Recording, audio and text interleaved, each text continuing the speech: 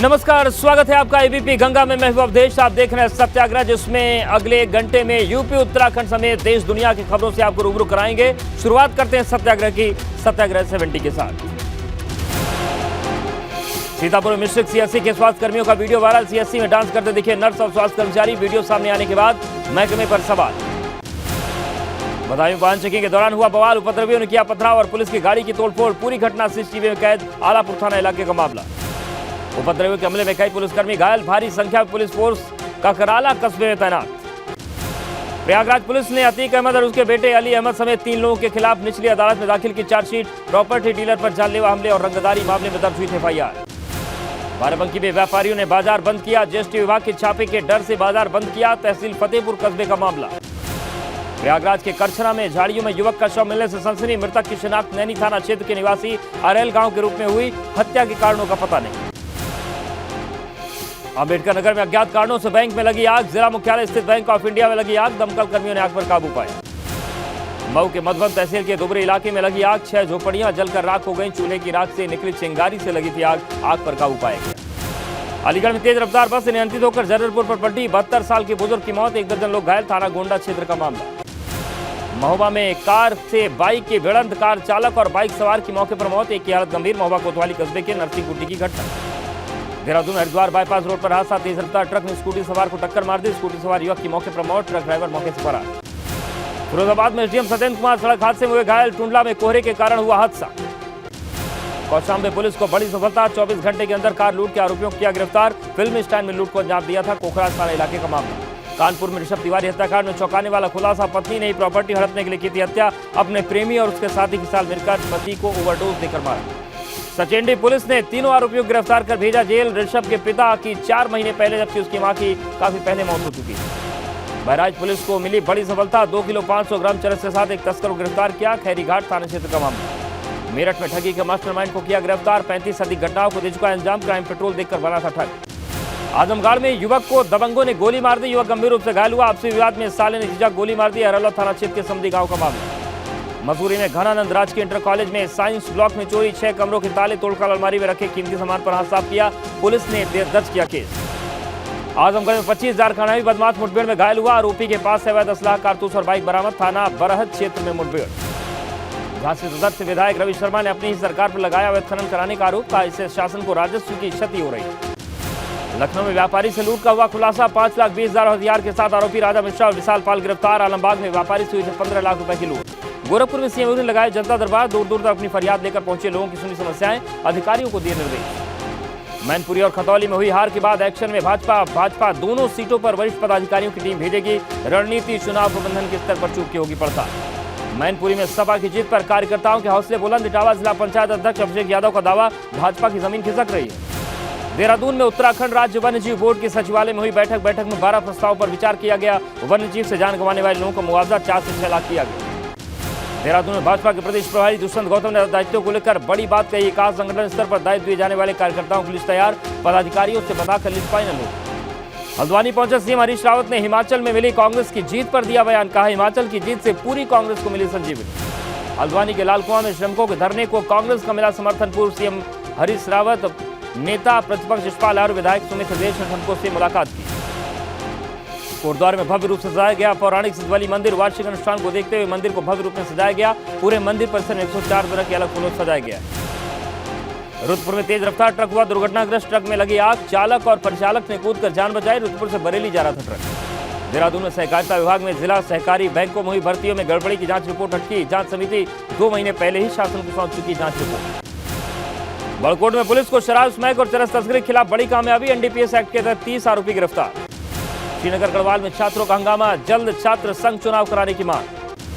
Haldwani weekend season में पहले ही जाम की समस्या से लोगों का बुरा हाल। ट्रैफिक संभालने के लिए डीआईजी रेंज 20 कांस्टेबल की डिमांड और की गई। क्षेत्रीय विधायक सुमित हृदयेश बोले सरकार को भी लंबी कार्य योजना में करना होगा काम। तबादला जाम को निजात दिलाने का हल नहीं, योजनाबद्ध तरीके से कार्य करना होगा। पौड़ी में जिलाधिकारी आशीष चौहान ने चौपाल लगाकर ग्रामीणों की समस्याएं सुनी। तहलीसैंण विकासखंड में ग्राम पंचायत जल्लू से शुरू हुई चौपाल। तराई पश्चिम वन प्रभाग के पटों में बने ट्री हाउस के लिए पर्यटकों का इंतजार होगा खत्म। 15 दिसंबर से पर्यटकों के लिए शुरू होगा ट्री हाउस। सिर्फ 2,000 रुपए प्रति रात में दिया जाएगा ट्री हाउस। लखीमपुर खीरी में ट्रांसजेंडर महिला अध्यापक को स्कूल से निकाला, ट्रांसजेंडर महिला पर सब्जेक्ट नहीं पढ़ा पाने का आरोप। मोहम्मदी कस्बे में उमा देवी चिल्ड्रन अकादमी का मामला। एएमयू के सिटी हाई स्कूल में पढ़ने वाले कश्मीरी छात्र मसरूब अब्बास लापता चचेरे भाई के साथ रहकर करता था पढ़ाई, थाना सिविल लाइन पुलिस ने दर्ज किया मुकदमा। औरैया के जिला अस्पताल की बिल्डिंग बनी, शराबियों का अड्डा, रात होती है अस्पताल परिसर में शराबी करते हैं दारू पार्टी। फतेहपुर में नकली खाद के खिलाफ पुलिस का बयान, पुलिस और स्वाट टीम ने गोदाम की छापेमारी की, लाखों की नकली खाद बरामद। लखनऊ में 17वीं junior national soft tennis championship की हुई शुरुआत, महाराष्ट्र, छत्तीसगढ़, हरियाणा और केरल की लड़कियों ने की जीत से शुरुआत। हिमाचल प्रदेश में सुखविंदर सिंह सुक्खू होंगे अगले सीएम, मुकेश अग्निहोत्री को बनाया जाएगा डिप्टी सीएम। लंबी जद्दोजहद के बाद सुखविंदर सिंह सुक्खू के नाम का ऐलान, सरकार बनने तक शिमला में रहेंगे पर्यवेक्षक। प्रधानमंत्री मोदी का कल महाराष्ट्र और गोवा दौरा, नागपुर में वंदे भारत एक्सप्रेस को हरी झंडी समेत कई प्रोजेक्ट की करेंगे शुरुआत, गोवा में ग्रीनफील्ड इंटरनेशनल एयरपोर्ट का उद्घाटन करेंगे। पंजाब के तरनतारन में थाने में बीती रात रॉकेट लॉन्चर से हमला करने वालों की पहचान नहीं। राजस्थान के श्रीगंगानगर सेक्टर में पाक रेंजर्स ने जवानों और किसानों को टारगेट करते हुए दागी गोलियां, भारत ने दिया मुंहतोड़ जवाब, बीएसएफ ने बुलाई फ्लैग मीटिंग। बिहार के नवादा में मां काली मंदिर में पीतल की मूर्ति को चुरा ले गए चोर, चोरी की वारदात सीसीटीवी में कैद। हैदराबाद में हैरान कर देने वाली घटना सामने आई, 100 लोगों के साथ एक युवक ने युवती का किडनैप कर लिया। पंजाब के मोहाली में डेरा बसी पुलिस ने लापता बच्चों को सकुशल किया बरामद, गुमशुदा 3 बच्चों को मोहाली जाकर चंडीगढ़ से किया गया बरामद। फीफा वर्ल्ड कप में क्रोएशिया ने 5 बार की चैंपियन टीम ब्राजील को 4-2 से हरा दिया।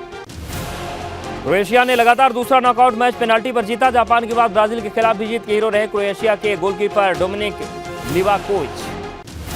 फीफा वर्ल्ड कप से बाहर होने के बाद बीच मैदान में रो पड़े ब्राजील के खिलाड़ी, सुपरस्टार और ब्राजील कप्तान नेमार भी हार के बाद रोए। ब्राजील और क्रोएशिया की टीम एक्स्ट्रा टाइम के अंत में 1-1 की बराबरी पर रही। ब्राजील की तरफ से नेमार ने एक्स्ट्रा टाइम के पहले हाफ में गोल किया। ऑस्ट्रेलिया में भारतीय महिला टीम को पहले टी20 में 9 विकेट सराया। 5 टी20 मैच की सीरीज में ऑस्ट्रेलिया 1-0 की बढ़त बनाई। भारत ने पहले बैटिंग करते हुए बनाए थे 172 रन। ऑस्ट्रेलिया के बल्लेबाज बेथ मूनी ने 57 गेंद पर खेली 89 रन की पारी। भारत की तरफ से दीप्ति शर्मा ने 15 गेंदों में बनाए 36 रन। केंद्रीय खेल मंत्री अनुराग ठाकुर का ऐलान, अगले साल देश भर में खुलेंगे 1000 खेलो इंडिया सेंटर, 735 सेंटर को मिल चुकी है मंजूरी। सऊदी एयरलाइंस ने खोया पाकिस्तानी एक्ट्रेस माहिरा खान का बैग, एक्ट्रेस ने ट्वीट कर सऊदी एयरलाइंस पर निकाली भड़ास, जमकर क्लास लगाई। द कपिल शर्मा शो में पहुंचे सर्कस की स्टार कास्ट, स्टाइलिश लुक में दिखे रणवीर सिंह और जैकलिन फर्नांडिस। सऊदी अरब के रेड सी इंटरनेशनल फिल्म फेस्टिवल में एक्टर ऋतिक रोशन हुए शामिल, फैंस के लिए ऋतिक बने डांस टीचर, जबरा फैन को स्टेज पर ऋतिक रोशन ने स्टेप सिखाया। और चलिए 17/70 की बात शुरुआत करते विस्तार से खबरों की। खतौली में एक बार फिर से सियासी हंगामा उस वक्त मचा जब रालोद के नवनिर्वाचित विधायक मदन भैया के काफिले को पुलिस ने रोक दिया। जीत के बाद पहली बार काफिला लेकर मदन भैया अपने विधानसभा क्षेत्र में जा रहे थे। मदन भैया को यहाँ से देखिए। मदन भैया का काफिला भंगेला गांव के नजदीक सिवाया टोल प्लाजा के पास जैसे ही पहुंचा, वहां बड़ी संख्या में मौजूद पुलिस जवानों ने विधायक और उनके समर्थकों को रोक दिया। उन समर्थकों ने भी घेर रखा है, आप ये देखिए यहाँ पर जो वार्ता है। इस पर विधायक मदन भैया और कार्यकर्ताओं की पुलिस से तीखी नोकझोंक हुई। इस दौरान मौके पर काफी हंगामा हुआ और कार्यकर्ताओं ने पुलिस के खिलाफ नारेबाजी की। गंगा पर आप देखिए सबसे पहले किस तरीके से एक स्थानीय लोकल जनप्रतिनिधि जो केंद्र में मंत्री है उसके इशारे पर ये लोग नाच रहे हैं। ये लोकतंत्र की हत्या हो रही है। आखिर मदन भैया को क्यों नहीं जाने दिया जा रहा? पुलिस ने मदन भैया को रोकने के पीछे धारा 144 का हवाला दिया और जाने से रोक दिया। यहाँ पर जो हंगामा करते हुए ये देखिए पुलिस। लिहाजा विधायक मदन भैया को काफिले के साथ वापस लौटना पड़ा। इसके बाद मदन भैया अपने कार्यकर्ताओं के साथ सिसौली गांव पहुंचे, जहां उन्होंने नरेश टिकैत को जीत का लड्डू खिलाकर और बुके देकर धन्यवाद ज्ञापित किया। वहीं मुरादाबाद में ओवैसी की पार्टी आईएमआईएम के प्रदेश अध्यक्ष शौकत अली ने रामपुर चुनाव में मुसलमानों के खिलाफ डर का माहौल बनाने का आरोप लगाया। शौकत अली ने भाजपा सरकार पर गंभीर आरोप लगाते हुए कहा कि रामपुर में मुसलमानों को वोट डालने नहीं दिया गया। साथ ही पसमानदा वोट पर भाजपा के दावों को खारिज करते हुए कहा कि रामपुर में मुसलमानों ने भाजपा को वोट नहीं दिया। तो जो माहौल वहाँ बनाया गया, भय का माहौल, डर खौफ का, लोगों को कहा गया घरों से नहीं निकलना, लोगों की आईडी देख करके उसके बाद भी चलो जाओ घर जाओ। क्या मुस्लिम वोट जो है वो जा रहा है बीजेपी की तरफ? कभी नहीं जाएगा। मैंने कहा ना आपसे कि 2 पार्टियां इलेक्शन में थी और कोई पार्टी थी नहीं। भाजपा अल्पसंख्यक मोर्चा के प्रदेश अध्यक्ष बासित अली ने दावा किया था कि भाजपा को बड़ी संख्या में रामपुर में पसमानदा समाज का वोट मिला है। भाजपा के नवनिर्वाचित विधायक आकाश सक्सेना ने भी वोट देने के लिए मुसलमानों का धन्यवाद दिया था। मंत्री अंसारी ने कहा कि रामपुर में भाजपा की जीत साबित करती है कि मुसलमान भाजपा को बढ़ चढ़कर वोट दे रहे हैं। आज मुस्लिम समाज भी बढ़ चढ़ के भाजपा को वोट दे रहा है। मुस्लिम बाहुल्य बूथों पर भी भाजपा को वोट मिल रहे हैं लेकिन ओवैसी की पार्टी मुसलमानों को डराने का आरोप लगा रही है। यूपी में उपचुनाव के नतीजों के बाद भारतीय जनता पार्टी को नगर निकाय चुनाव को लेकर चिंता बढ़ गई है। भाजपा की कोशिश है कि इस हार का असर नगर निकाय के चुनाव पर न पड़े, जिसे ध्यान में रखते हुए भाजपा रविवार को चुनाव की रणनीति को लेकर मंथन करेगी। साथ ही जिला स्तर तक के पदाधिकारियों को फाइनल संदेश भी दिया जाएगा। बैठक में भाजपा प्रदेश अध्यक्ष भूपेंद्र चौधरी, संगठन महामंत्री धर्मपाल सिंह के साथ प्रदेश के पदाधिकारी, निकाय चुनाव के प्रभारी और सभी जिला अध्यक्ष शामिल होंगे। योगी सरकार ने जिन मंत्रियों को नगर निकाय चुनाव का प्रभारी बनाया है, वो भी इस बैठक में शामिल होंगे। नगर निकाय चुनाव का काउंटडाउन शुरू होने के बाद दोनों ही दलों ने जीत का दावा ठोक दिया है। हम शहरी निकायों में बहुत मजबूत स्थिति में आएंगे। 17 के 17 नगर निगम हम जीतेंगे और नगर पंचायतें, नगर पालिकाओं में भी भारतीय जनता पार्टी का ही सबसे ज्यादा वर्चस्व होगा। समाजवादी पार्टी भी निकाय चुनाव को लेकर सक्रिय हो गई है। पार्टी ने लगभग सभी बड़े शहरों में प्रतिनिधिमंडल और पर्यवेक्षक तय कर दिए हैं और पूरी तरह से निकाय चुनाव को हम ताकत के साथ लड़ने जा रहे हैं और इसी को हम सेमीफाइनल मान के लड़ने जा रहे हैं। निकाय चुनाव के लिए 4-5 दिनों में अधिसूचना जारी की जा सकती है, जिसमें 545 नगर पंचायत, 200 नगर पालिका परिषद और 17 नगर निगम सहित 762 नगरीय निकायों में चुनाव होना है। मैनपुरी में जीत के बाद शिवपाल सिंह यादव ने सपा में अपनी पार्टी का विलय तो कर लिया, लेकिन अभी तक कोई बड़ी जिम्मेदारी नहीं मिली है। सवाल है कि क्या अखिलेश यादव चाचा को बड़ी जिम्मेदारी देने वाले? ये बड़ी जिम्मेदारी क्या होगी, इस पर पार्टी के लोगों के अलग अलग विचार हैं। मैनपुरी में डिंपल की जीत के पीछे शिवपाल सिंह यादव का बड़ा हाथ है। चाचा शिवपाल ने न सिर्फ जीत में मदद की, बल्कि भतीजे के कहने पर पार्टी का विलय भी कर दिया। इसलिए उनका कद बढ़ाने की तैयारी है। कुछ लोगों का कहना है कि शिवपाल सिंह यादव को पार्टी का राष्ट्रीय महासचिव बनाया जा सकता है, जबकि 2024 की तैयारियों और नगर निकाय की तैयारियों को लेकर मंथन कर रहे बड़े नेताओं का मानना है कि शिवपाल सिंह यादव को अब प्रदेश में बड़ा पद देना चाहिए। मैनपुरी जीत के बाद चाचा शिवपाल ने कहा था कि अब ये रिश्ता अटूट है, सपा के लिए जी जान लगा देंगे। अखिलेश यादव ने शिवपाल सिंह यादव को नेता प्रतिपक्ष बनाने के भी संकेत दिए थे। हालांकि उस पर आम राय अभी नहीं हो सकी है, लेकिन अगले कुछ दिनों में शिवपाल सिंह यादव की समाजवादी पार्टी में क्या हैसियत रहेगी, ये तस्वीर साफ हो जाएगी। कैमरा सोगी राजू के साथ विवेक त्रिपाठी, एबीपी गंगा, लखनऊ। गोरखपुर में सीएम योगी ने महाराणा प्रताप शिक्षा परिषद के कार्यक्रम में शामिल हुए। इस प्रोग्राम में लोकसभा स्पीकर ओम बिरला ने सीएम योगी की तारीफ की। महाराणा प्रताप संस्थापक समारोह में सीएम योगी ने कहा कि भारत के पास विपरीत हालात में काम करने का जज्बा है और हम विश्व की 5वीं बड़ी अर्थव्यवस्था हैं। हमारी इकोनॉमी दूसरे देशों से काफी बेहतर है। ब्रिटेन ने हम पर 200 वर्षों तक शासन किया, उस ब्रिटेन को पछाड़ करके भारत दुनिया की 5वीं बड़ी अर्थव्यवस्था ही बना है। ये भी भारत के लिए कोई कम उपलब्धि की बात नहीं है। बतौर मुख्य अतिथि कार्यक्रम में शामिल लोकसभा स्पीकर ओम बिरला ने सीएम योगी की तारीफ की और कहा कि यूपी आध्यात्मिक सांस्कृतिक प्रगतिशील होने के साथ ही दुनिया में तेजी से आगे बढ़ता प्रदेश है। बदलते उत्तर प्रदेश एक ऐसा राज्य जो आध्यात्मिक भी है, संस्कृति की नगरी भी है, देश प्रदेश भी है, लेकिन जो विकास की दृष्टि से, जो नए आधुनिक विकास की दृष्टि से दुनिया का सबसे बढ़ता हुआ देश। ओम बिरला ने यह भी कहा कि आज यूपी में कानून का राज है, यहाँ शांति और खुशहाली है। और चलिए अब देखते हैं उत्तराखंड का खड़ी खड़ी घमासान। उत्तराखंड में भाजपा 2024 लोकसभा चुनाव की तैयारियों में जुट गई है और तैयारियां जोर शोर से चल रही है। देहरादून भाजपा कार्यालय में रणनीति पर चर्चा हुई। संगठन में बड़े नेताओं को जिम्मेदारी सौंपने को लेकर मंथन हुआ। संगठन स्तर पर जिन नेताओं को बड़ी जिम्मेदारी सौंपी जाएगी, उनकी लिस्ट तैयार की जा रही है। प्रदेश अध्यक्ष नियुक्त किए थे, उनके पदाधिकारी नियुक्त किए थे, अब जिला अध्यक्ष नियुक्त हो गए हैं, मोर्चों के अध्यक्ष नियुक्त हो गए हैं। उनकी पूरी की पूरी टीम का गठन हो रहा है। उस गठन की प्रक्रिया चालू है। 2024 में मीटिंग के लिए प्रदेश सह प्रभारी रेखा वर्मा, प्रदेश अध्यक्ष महेंद्र भट्ट, महामंत्री संगठन अजय कुमार और मुख्यमंत्री पुष्कर सिंह धामी शामिल हुए। सीएम धामी ने मीडिया से बात करते हुए कहा कि प्रदेश अध्यक्ष महेंद्र भट्ट जी को जब से संगठन की कमान मिली है, उसके बाद ये पहली बैठक है। मंथन के बाद नई टीम का गठन जल्द होगा। लोकसभा के चुनाव है, उन चुनावों के लिए हमारे सभी कार्यकर्ता अपने अपने स्थानों पर जनहित के कामों को आगे बढ़ाएंगे, संगठन के कामों को आगे बढ़ाएंगे। आज उनकी पहली बैठक हो रही है। भाजपा 2024 में फिर से इतिहास दोहराने के लिए बूथ स्तर की तैयारी में लगी है। साथ ही सरकार के कामों को जनता तक पहुंचाने के लिए प्लानिंग के साथ कोशिश कर रही है। देहरादून आईएमए में कैडेट्स के लिए आज का दिन बेहद खास रहा। देश को 314 ऑफिसर मिल गए। पासिंग आउट परेड के बाद देश को 314 सैन्य अफसर मिल गए। आईएमए की इस बार की पासिंग आउट परेड में कुल 344 जेंटलमैन कैडेट पास आउट हुए। इनमें 314 भारतीय मूल के कैडेट्स परेड में अंतिम पग पार कर भारतीय सेना में बतौर अधिकारी शामिल हुए। जैसे ही कैडेट पास आउट हुए, सेना के 3 हेलीकॉप्टर्स ने उन पर पुष्प वर्षा करके उनके उत्साह और खुशी को चौगुना कर दिया। आईएमए की पासिंग आउट परेड में बेस्ट जेंटलमैन कैडेट का गोल्ड मेडल उत्तराखंड के पवन कुमार को मिला है। पवन कुमार को स्वॉर्ड ऑफ ऑनर भी मिला है।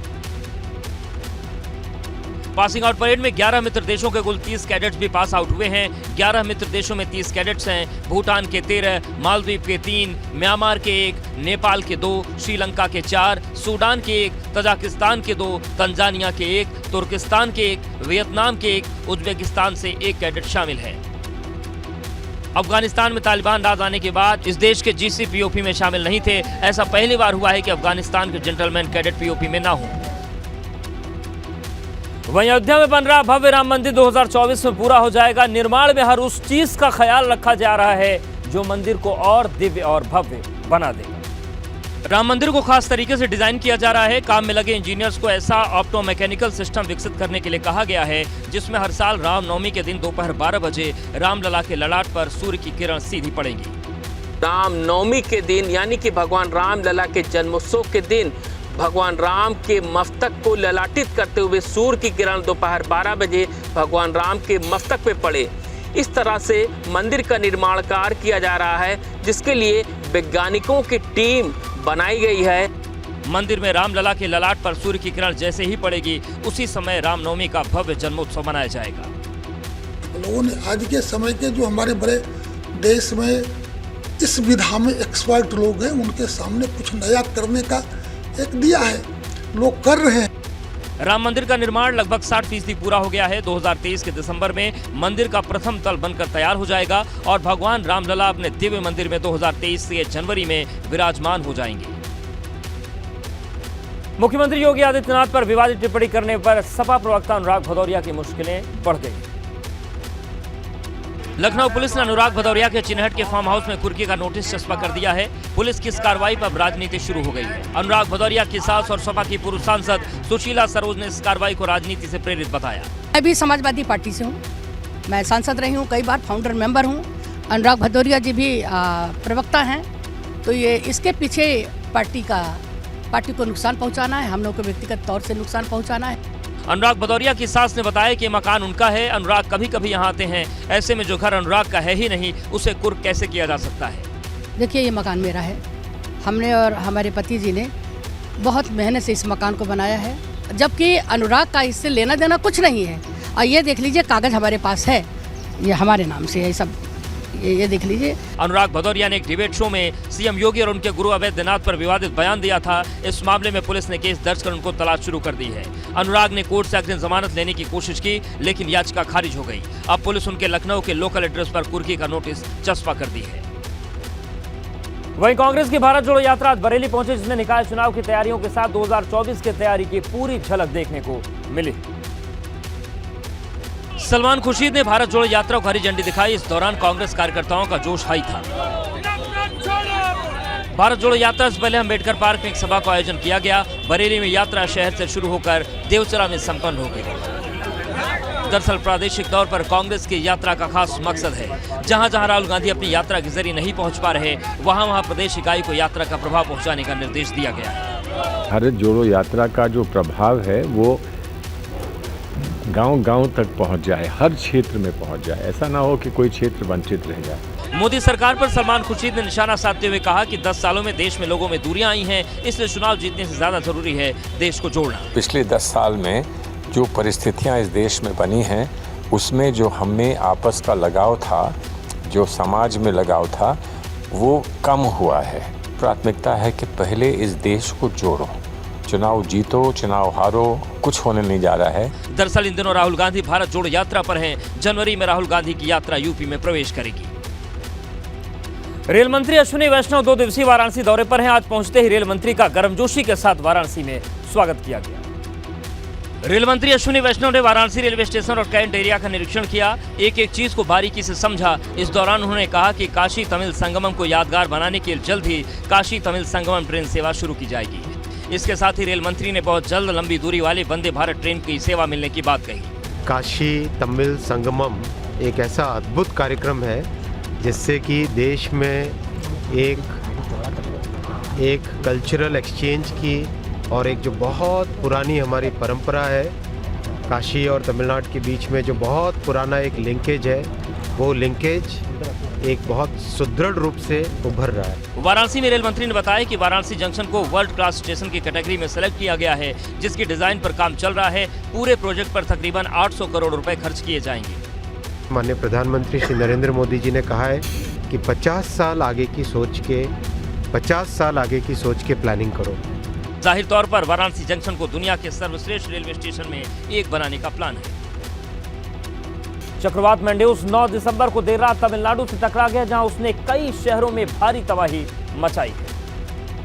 चक्रवात की वजह से जोरदार तूफान और तेज बारिश ने तमिलनाडु में अब तक 4 लोगों की जान ले ली है। तमिलनाडु के चेन्नई और महाबलीपुरम तूफान से ज्यादा प्रभावित हुए। कुल 151 घरों को नुकसान पहुंचा है। अकेले चेन्नई में 400 पेड़ जल से उखड़ गए हैं। तमिलनाडु के 27 जिलों में स्कूल और कॉलेज में अवकाश घोषित किया गया। एनडीआरएफ और एसडीआरएफ की टीमें अलर्ट मोड पर हैं। गिरे हुए पेड़ों को काटने और हटाने के लिए फोर्स की तैनाती कर दी गई है। चेन्नई को महाबलीपुरम से जोड़ने वाले ईसीआर राजमार्ग पर यातायात बंद कर दिया गया है। तो चेंगलपट्टू और कांचीपुरम में अभी भी लोगों को घर के अंदर रहने के निर्देश हैं। इन क्षेत्रों में बिजली कटौती की गई है। चेन्नई और चेंगलपेट जिलों में कई इलाकों में भारी जल जमाव है। तमिलनाडु के सीएम एमके स्टालिन चक्रवात से प्रभावित क्षेत्रों का दौरा किया, स्थिति की समीक्षा की और चक्रवात से प्रभावित लोगों को राहत सामग्री बांटी। मौसम विभाग ने मैंडेउस चक्रवात के कमजोर होने और पश्चिम उत्तर पश्चिम दिशा के आगे बढ़ने की उम्मीद जताई है। और देश के बाद अब देखते हैं विदेश में कहां चल रहा है घड़ी घड़ी घमासान। सेंट्रल भूमध्य सागर के बीच एक शरणार्थी महिला ने बीच समंदर में ही रेस्क्यू शिप पर ही बच्चे को जन्म दे दिया। मेडिसिन सेंस फ्रंटियर्स के रेस्क्यू ऑपरेशन के दौरान महिला ने जहाज पर ही बच्चे को जन्म दे दिया। महिला अपने 3 बच्चों के साथ लीबिया से रबर बोट से जा रही थी। उस बोट पर 90 लोग सवार थे। समंदर की लहरें तेज थीं। रबर बोट से सुरक्षित स्थान पर जाना खतरे से खाली नहीं था। इसी दौरान सेंट्रल भूमध्य सागर में मेडिसिन सेंस फ्रंटियर्स ने रबर बोट पर सवार लोगों को बचाने के लिए रेस्क्यू ऑपरेशन चलाया और एक एक कर सभी शरणार्थियों को एमएसएफ जहाज पर सुरक्षित लाया गया। जैसे ही महिला रेस्क्यू शिप पर पहुंची, उसने एक बच्चे को जन्म दे दिया। बीच समंदर में ही महिला ने बच्चे को जन्म दिया। थोड़ी देर बाद रेस्क्यू शिप पोर्ट पर पहुंची और महिला को उतारा गया। महिला और उसके 4 बेटों को लैम्पेडूसा के इटालियन द्वीप पर ले जाया गया। खराब मौसम के बीच 249 शरणार्थियों का रेस्क्यू किया गया, लेकिन इटली सभी शरणार्थियों को अपने देश में रखना नहीं चाहता। इटली चाहता है कि दूसरे यूरोपियन देश भी शरणार्थियों को उतारने के लिए अपने पोर्ट मुहैया कराएं।